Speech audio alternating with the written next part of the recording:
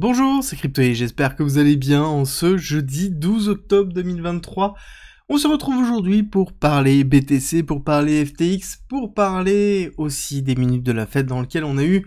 des indications et surtout un traitement de l'information qui est totalement différent. Vous allez voir à quel point c'est aberrant. On a eu une cassure baissière au niveau du BTC, on va expliquer pourquoi, on l'avait anticipé, on a donné les raisons et surtout ce qui va être intéressant c'est de voir la réaction du prix dans la journée d'aujourd'hui et celle de demain, à savoir qu'on a quand même pas mal de nouvelles. Ça commence tout de suite.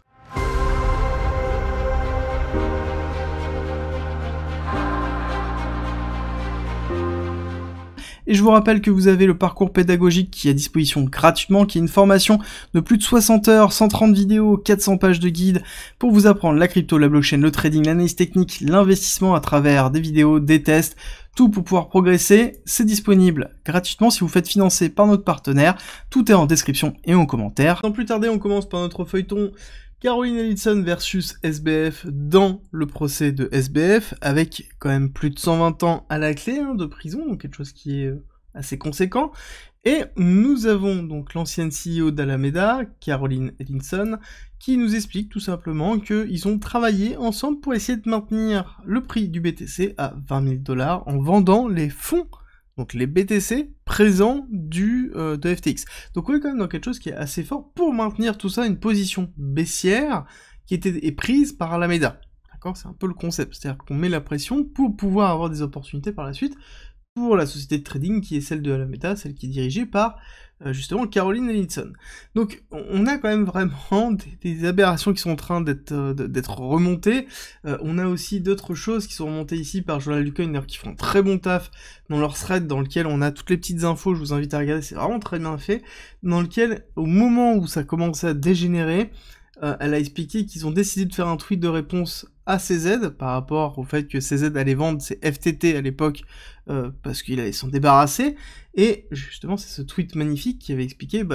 dans tous les cas, si tu veux vendre, il n'y a pas de souci, nous on achètera tout à 22 $, dans tous les cas. Et elle explique que c'était un gros coup de bluff, parce qu'elle savait que CZ était en train d'essayer de nuire à FTX, parce qu'ils n'avaient plus de liquidité. À un moment donné, ils n'avaient plus qu'1 milliard, 2 milliards de liquidité, pour pouvoir continuer à assurer le bank run, et là ils se sentaient pas bien.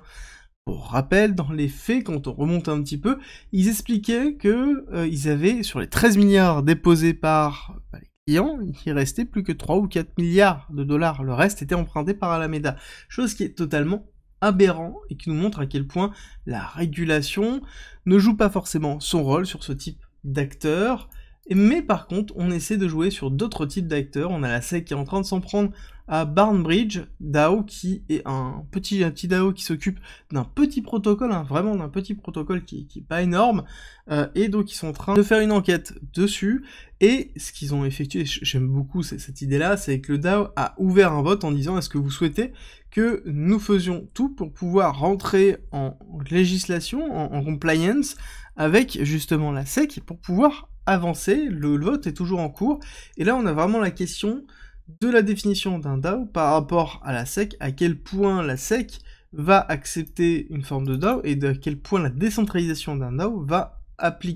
va permettre justement la non-application de la SEC, qui est un petit peu le projet de loi qui est toujours en cours de vote, qui est toujours à l'Assemblée, qui est retardé parce que, à un moment donné, la tête républicaine est partie, on le rappelle, suite aux discussions et aux shutdowns US, d'ailleurs, qui vont reprendre certainement courant novembre, on n'oublie pas ça.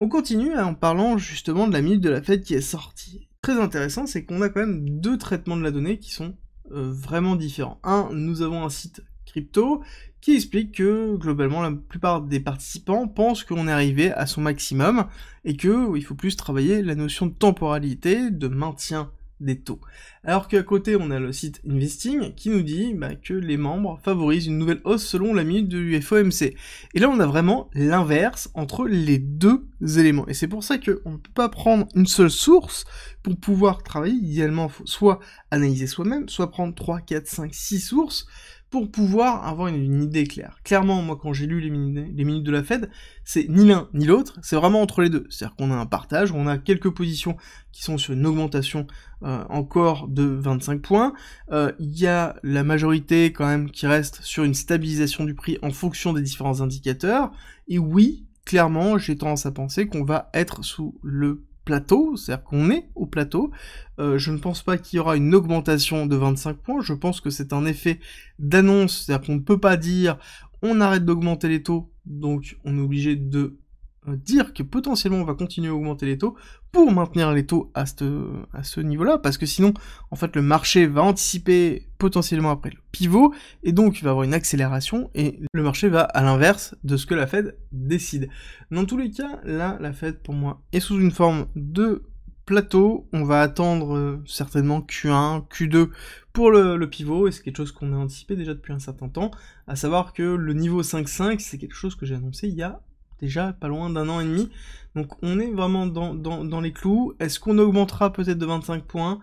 Je le vois pas encore, d'accord? Les chiffres sont plutôt positifs, surtout au niveau de l'économie. On a bien une diminution aussi de l'inflation, qui est principalement liée ici au pétrole, mais on aura la réponse dans tous les cas aujourd'hui 14h30 avec l'IPC de septembre, à savoir que je pense que l'IPC de septembre sera identique à 3,6, voire peut-être encore un petit peu en dessous,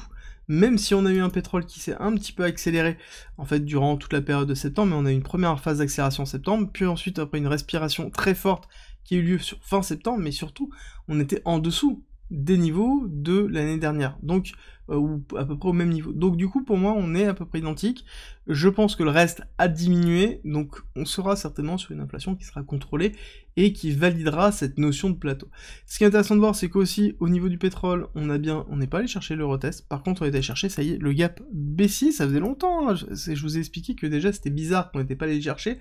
Donc soit on avait eu vraiment un gap de rupture très fort dans lequel on aurait eu l'accélération, c'était pas le cas, et là, on est en train de stagner, donc clairement, on allait chercher le gap à un moment donné, et que c'était étrange qu'on n'était pas déjà allé chercher. Ça y est, c'est fait, c'est validé, et là, on est en train d'aller retester tranquillement les 81 $. 81 $ qui, pour moi, est vraiment le point pivot, qu'il va falloir soit vraiment casser en dessous, structurer en dessous pour se dire qu'on va aller chercher ici potentiellement les 75 et mettre en place idéalement un petit range ici, ça ce serait la meilleure solution, d'accord? À savoir que 80 $, c'est un peu le point palier au niveau de l'Europe sur une potentielle récession, d'accord? Donc même si bon, on n'est pas forcément très loin de la récession sur l'Europe entière, bien qu'il y a un grand nombre de pays européens qui soient déjà en récession, mais là, si on reste au-dessus, ça va être vraiment compliqué au niveau de l'inflation, donc il faut aller chercher en dessous, et le fait que ce soit en dessous aussi, ça permet quoi? Ça permet que le gaz de schiste soit rentable, d'accord? Clairement, donc ça veut dire que au niveau des USA, on a un intérêt à vendre du gaz de schiste, et tout ce qui est dérivé de ce style-là, parce que le coût d'exploitation est plus cher que le pétrole, mais le fait d'être dans les 80 rend en fait le gaz de schiste à peu près équivalent. D'accord? Quand on est en dessous, ça veut dire qu'on a pas forcément un intérêt à aller chercher chez les Américains de l'énergie. Par contre, si c'est au-dessus de 150, oui, on va avoir intérêt. Donc là, on a vraiment une position dans laquelle on est conforté entre les deux et qui permet d'avoir en fait une économie mondiale qui serait à peu près cohérente. Donc là, c'est vraiment le niveau clé. Par contre, si on fait un rebond et qu'on réaccélère, là, on a bien ici une respiration simple dans laquelle on va retracer violemment et se manger une grosse accélération avec une énorme bougie. Et là, on ira chercher le top pour potentiellement aller chercher beaucoup plus haut, 105. Donc là, on est quand même relativement loin. Vu l'impact du Moyen-Orient, de la guerre au Moyen-Orient, bon, je pense que l'impact au niveau du pétrole est relativement faible. Je pense que là, l'accélération qu'on avait, c'était plus de la pure spéculation, et on est en train de corriger pour une continuité du mouvement, à confirmer dans les jours qui viennent. Le SP500 continue tout doucement, tranquillement, son petit chemin pour aller chercher le retest. Je pense que là, c'est vraiment le niveau clé, 4230, on va dire, 4232, et on a un second niveau clé qui pourrait aller jusqu'à 4461, donc globalement, on a cette zone-là, pour moi, où on pourrait avoir une mèche avant de faire une continuité baissière, parce qu'on a toujours ici une pattern qui est baissière, d'accord? Pour avoir la rupture, ça sous-entendrait qu'on devrait aller chercher au-dessus des 4565 pour consolider en dessous, pour ensuite repartir. Là, on aura un shift pour une continuité haussière. On n'est pas encore là, bien que dans la trend générale, si on prend un petit peu de recul, toujours prendre un petit peu de recul, on est quand même très haussier, d'accord? On est plutôt en train de retester ici un niveau clé. J'ai tendance à vous dire que pour moi le niveau clé serait plus dans les 4100, qui est un peu ma target que j'attends depuis un certain temps, mais bon, on n'y est pas encore, on est dans une phase de retracement classique pour soit avoir une continuité baissière, soit avoir une rupture. La rupture, pour moi, serait vraiment décisive, ça voudrait dire que on aurait vraiment potentiellement un nouvel ATH qui pourrait arriver d'ici la fin de l'année 2023, au niveau du SP500, et là on en discutera certainement dans une vidéo du samedi, pas ce samedi là mais certainement le week-end prochain, parce que là c'est un autre scénario qui rentre en compte. Je ne l'ai pas encore, je ne vois pas encore, voilà, clairement je ne le vois pas encore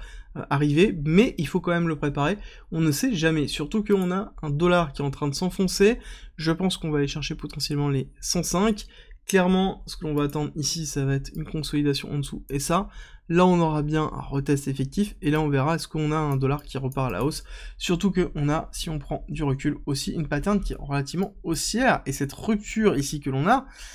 nous dit que potentiellement ici c'était juste une respiration pour avoir un dollar qui fait une continuité haussière, et donc là si on continue à prendre un petit peu de recul, on est obligé de passer en un mois pour prendre du recul, ça sous-entendrait que là on irait chercher beaucoup plus haut, et on irait chercher le top à 120, d'accord? Donc ça veut dire un dollar qui serait très fort, et suffisamment fort pour mettre de la pression sur l'ensemble du marché mondial, et donc là on aurait une autre perspective, aussi surtout avec un SP500 qui accélérerait à la hausse. Au niveau BTC, on a eu un retracement, on est en train de se diriger encore vers ce support à retester, bon, qui est plutôt classique, hein, on a toujours cette accumulation en SCAR, STB, Spring, quand on est sur le contrat à terme Bitcoin CME, donc au niveau des institutionnels du Chicago Mercantile Exchange, et on voit qu'on a bien une compression au niveau du RSI, donc on est plutôt dans quelque chose de classique, et je pense qu'on va bientôt voir vraiment quelque chose qui va être quelque chose de ce style-là, une forme de compression au niveau du cours avant d'avoir un éclatement soit à la hausse, soit à la baisse, en fonction des nouvelles, et des nouvelles qui seront endogènes. Pourquoi? Parce qu'on a un SP500 qui pousse, et on a ici un BTC, un Bitcoin, qui s'enfonce, et qui s'enfonce très fortement, dans lequel on a ravalé, oui, une partie de la bougie, mais on est bien dans cette démarche en une journée, d'avoir quand même eu une accélération, donc on a eu un petit retour de la volatilité, on va pas non plus exciter, mais quand on regarde le mouvement, on a eu quand même quasiment 3%, 3,10, 3,15, donc on a quand même un mouvement qui est relativement fort, ça faisait longtemps qu'on n'avait pas eu du mouvement comme ça, surtout baissier, dans lequel on se retrouve un peu dans cette démarche ici, et on a ravalé une partie de la bougie, on est bien allé accélérer après la prise de liquidité du niveau qu'on avait donné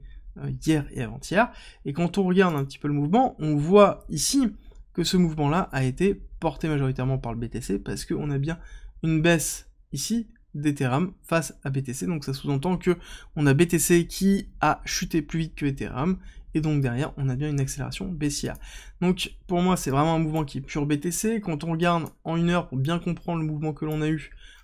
je vais juste dézoomer pour bien vous remontrer qu'on est bien ici dans un gros range, et là on a bien eu la réintégration du range, donc là on est bien dans une déviation, sous-entendu ici continuité baissière pour aller chercher le bas de range qui est un peu l'équivalent de ce que l'on a connu ici, d'accord? Donc pour moi c'est exactement ça, c'est pour ça que ce retest était vraiment très important, premier retest ici, deuxième retest ici, donc on a deux entrées pour faire une continuité baissière, accélération suite rupture prise de liquidité, ce qui est classique, principe d'une distribution d'ailleurs, qui est sur baissière, et dans lequel là on était en train d'aller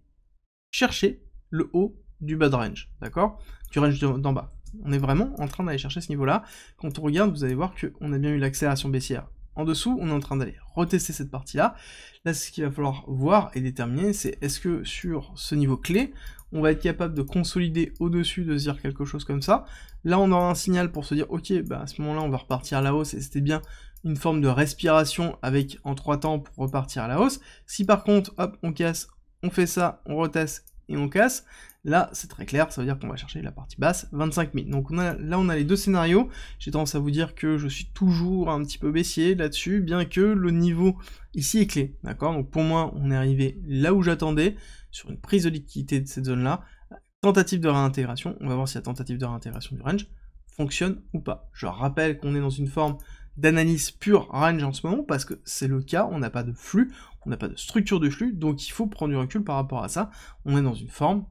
autre de trading par rapport à ce qu'on a pu connaître dans le bear market classique ou dans le bull market classique, on est vraiment dans cette structuration. D'ailleurs ce qui est intéressant c'est que en effet on a bien racheté les éléments, je vous avais dit que si on cassait baissier, ça allait être racheté au niveau des top traders, c'est exactement ce que l'on voit, on revoit aussi au niveau des positions, et on voit une augmentation de l'open interest. Donc l'open interest par contre là c'est un open interest qui est majoritairement baissier, bien que, et là de toute façon on le voit bien, hein, que c'est majoritairement baissier l'open interest, et le rachat est effectué. Donc là on est plutôt dans quelque chose de classique, et c'est là où je vous disais, si jamais on voyait une grosse augmentation, alors pour moi elle est pas assez, hein, pas assez forte, je vous avais dit qu'on allait dépasser les 54, bon on est allé chercher à 54,6, si on veut vraiment avoir quelque chose de marqué, il faudrait aller chercher un petit peu plus haut, 57, hein, d'accord, donc vraiment avoir quelque chose qui marque un peu, pour se dire qu'on va repartir à la hausse. Donc là, en effet, on a une prise de décision du marché qui est en train d'être effectuée, classique, surtout que quand on regarde les liquidités, bon, on a créé énormément de liquidités en short, donc il y a un intérêt réel à faire un short squeeze maintenant. La question c'est, est-ce que c'est suffisant? Est-ce qu'on va pas chercher plus bas? Quand on regarde là-dessus les liquidités, on pourrait se dire, bah si, c'est quand même bien comme ça, hein. Et puis en plus, c'est en train d'être confirmé ici par notre ami CoinGlass, avec la heatmap. Oui, je suis d'accord avec vous, mais si on prend un petit peu de recul, qu'on va en semaine, même on va chercher en mois, hein, à quelques jours près, on va aller chercher en mois, et vous allez voir que on a encore beaucoup d'incentives à aller chercher, et que somme toute, l'incentive que l'on voyait là est relativement faible par rapport à ce que l'on voit en dessous des 26 000. Donc il y a aussi un véritable intérêt à aller faire sauter ces lots-là, pour aller chercher le bad range, pour ensuite repartir. Je pense que là, il y a une décision qui va être effectuée, et on va avoir un shift structurel qui va se faire, une accélération baissière si jamais on se fait rejeter, avec une accélération baissière très forte, et ensuite on aura un mouvement aussi qui sera très fort pour aller faire ce gros short squeeze. La question est, est-ce qu'on va faire sauter ce lot-là? Clairement, si on fait sauter ce lot-là, ça nous valide ici qu'on est bien dans une démarche ici de ranging pur, que cet élément ici, c'est plus une impulsion classique pour aller chercher le haut de range avec une déviation au-dessus. Par contre, si là, on arrive à tenir ce lot-là et qu'on va chercher au-dessus, là, on aura une dynamique potentiellement court terme, moyen terme haussière pour aller chercher des targets plus hautes. Mais à ce moment-là, on en parlera ensemble. J'espère que cette vidéo vous a plu. Si c'est le cas, n'oubliez pas de me laisser un like et un commentaire, ça me fait toujours très plaisir. Et en parlant de commentaires, ici, vous avez la liste. Je vous invite à mettre sur pause des cryptos. Vous avez jusqu'à 8h-5 pour me dire laquelle vous souhaitez que j'analyse. Je sélectionnerai celle qui a le plus de commentaires, et ça sert à rien de poster 4 fois le même commentaire, bien évidemment, et je vous dis donc à tout à l'heure pour l'analyse de la crypto que vous aurez choisie.